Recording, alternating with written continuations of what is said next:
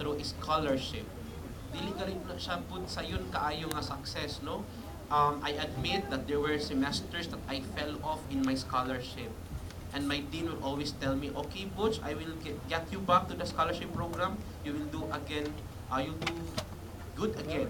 So yes, ma'am, I promise. And I really keep my promise. And then I graduated as a scholar. Then I took another scholarship for my master's. No? So I graduated at Bukidnon State University. And then 2 years ago, I graduated with my doctorate degree together with your school principal. We were classmates at MUSD. Okay? So, I agree that we should never stop dreaming. Okay? Even if it entails a lot of resources, pwede man di ay, ikaduha gali ko nakakuha og scholarship, maningkamot na kita. So, returning to the first question that I was bombarded when I was a kid, what do you want to become in the future? I can still say that I want to become a doctor. Although not a medical doctor who will use the stethoscope, but a doctor this time who will use a chalk. Okay, nakagunit naman tag-chalk tanan, and maybe you'd like to become a teacher also. Okay, dili lang ta sa white, kisumo naman, let's use colored chalk. So after when I graduated in college, I felt that I need to explore more. Because I am the kind of person who can never be at the corner, who will just sit down. I love exploring. You see, the world is so big, the universe is so vast. For us not to explore is already our fault. Okay? Go out, explore. So after graduating, no, as an education graduate, ni-try gid ko sulod sa Unilever Philippines. Ganun man mamaligya nag mga surf, mga dub. Dili na siya advertisement ha. Pero yes, why not, no? So working as a modern trade account specialist. My monthly sales quota before is 14 million. Pero achievable man di kayo kay all people uses surf, all people uses Vaseline and Pond's, no? Sabi man kami na atong mga tao. So anyway, but then after a year, I realized this is not what I want to do. Kaya kanina ay gid ang akong gusto buhaton. Ang isa ka mahimong magtutudlo. Being a teacher is already in my DNA. I enjoyed every hour, I enjoyed every day as a teacher, working with my students, exploring new things. In science, there are a lot to discover, and I take the challenge and the enjoyment of exploring many things. So this is my advisory class, who is also like you, a completer. No, they had their completion ceremony yesterday.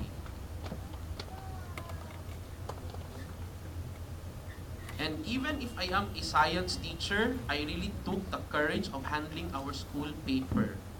And in fact, we had wins, and once we were an overall champion. And we were even happy because we were able to beat the Regional Science High School, who is the consistent champion. You see, diba? Tablon National High School, from where I am working right now, is just a small school. Smaller. Ako gali kayo ang Makabalan National High School to have 2 sets for completion ceremony. No? But then again, if you really put dedication and you work hard for it, anything is really possible.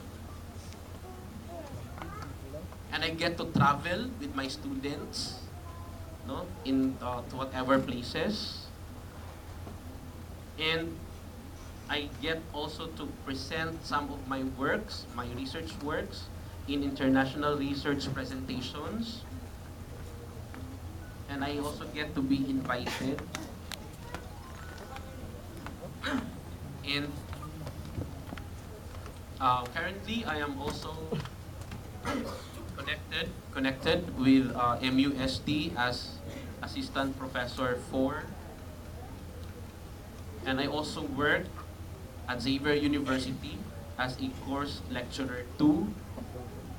And I also do review sessions for those who would like, teachers who would like to take the licensure exam. So as you can see, I am juggling many things in my hands right now. And you might say, Sir, dili pa siya kapoy, dagan pa kaginabuhat. I tell you, this is very enjoyable. Because the point is, if you do the thing that you really love doing, then everything will just be easy. Okay? Bahalag dagang kagtrabaho, enjoy man.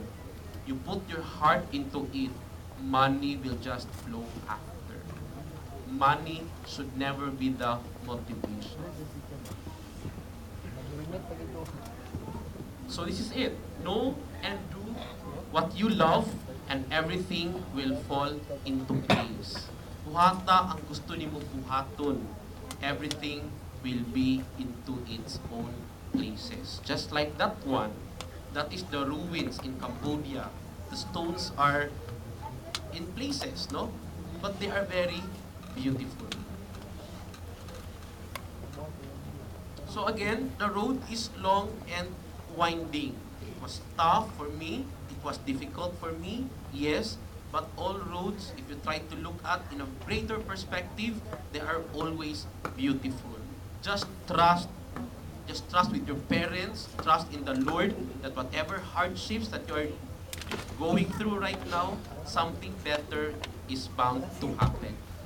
And just like all roads, no matter how long it is, they are again very beautiful. Not just like this one in the Great Wall of China. Okay? It's very beautiful there. So in parting, I'd like to share this.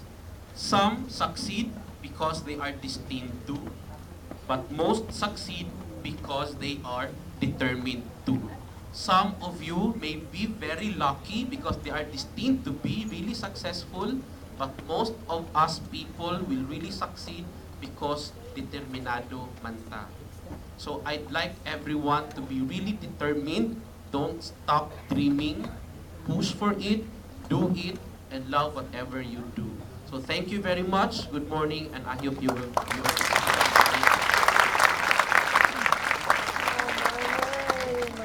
Thank you very much, Dr. Ray Butch Mahinay. A round of applause again for Dr. Butch.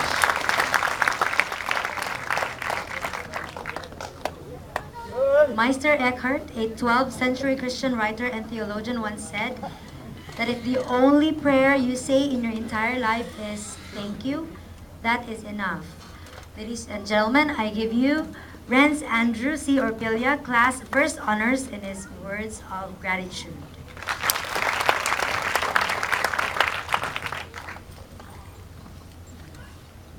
To our valued guest speaker, Dr. Ray Butch Mahinay, sir.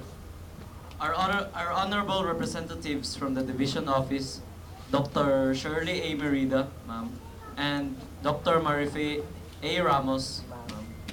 Our ever-active school head, Dr. Nick C. Pañares, sir.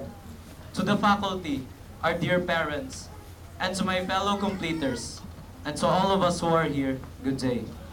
As I stand here before you today, the K-12 curriculum is right before our eyes. This great leap forward towards progress and development promises to give quality education and a choice for everyone. This revised curriculum of the Department of Education gives out a diversity of choice in the foundation of education.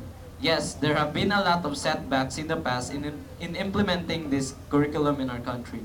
We are faced with the challenge to innovate and get quality education even with the challenges and lapses that are ahead.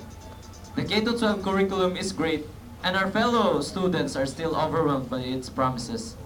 My fellow completers, please do not fret. We are going to complete this task ahead and prove to be successful in life through the K-12 education system. I would also like to take this opportunity to thank the personas who have turned us into the persons we are today. To our dear parents, our unfathomable gratitude. Thank you for being with us in times of trouble and pain, for guiding us in times that we are lost and are ambivalent. Thank you for sacrificing not only blood and sweat, but also your lives just to provide what we need. All of our achievements and goals in life would not be fulfilled without you. There are no words that can describe how much we love you and how much we are grateful to you. To our teachers, who have sacrificed countless hours of sleep just to provide us the quality education that we need.